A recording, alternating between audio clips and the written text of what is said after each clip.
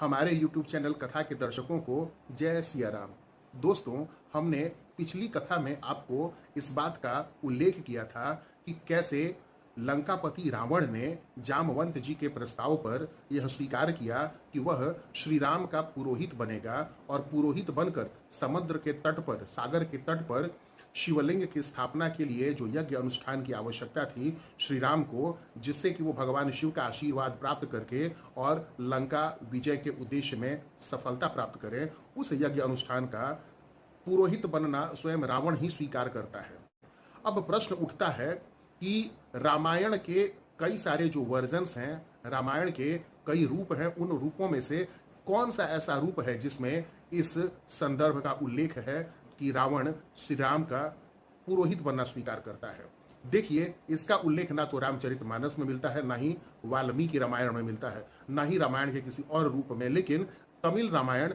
ई रामचरित्रम यानी जो तमिल भाषा का रामायण है उसी में इस बात का उल्लेख है और इसकी रचना की है महर्षि कंबन ने। महर्षि कंबन रचित रामायण में ही इस बात का उल्लेख मिलता है कि रावण ने श्री राम का पुरोहित बनना स्वीकार किया और उन्मुक्त कंठ से उन्होंने जहां एक ओर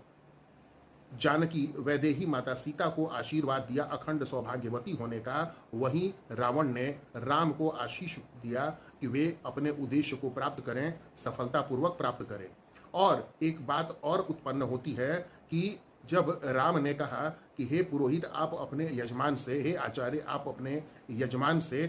दक्षिणा की मांग करें, तब रावण उनसे एक दक्षिणा मांगता है और कहता है कि जब रावण की मृत्यु हो, यानी जब आचार्य की मृत्यु हो, तो यह यजमान उसके समक्ष उपस्थित रहे।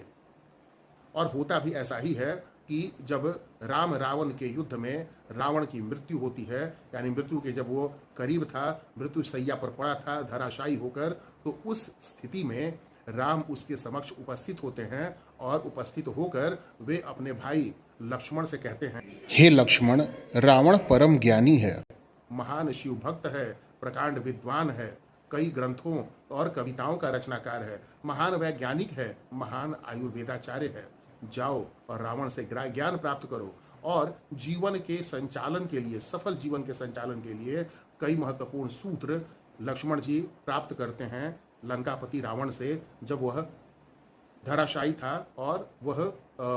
अंतिम सांसें गिन रहा था। वैसी स्थिति में भी आचार्य रावण कई ज्ञानवर्धक बातें बताता है दोनों भाइयों को, विशेष तौर पे उसके चरण के समक्ष खड़े लक्ष्मण जी को। तो दोस्तों, कंबन रामायण पर आधारित यह प्रसंग मैंने आपको सुनाया। आपको यह प्रसंग कैसा लगा दोस्तों, हमें ये जरूर बताइएगा। तब तक के लिए आप हमें अनुमति दीजिए।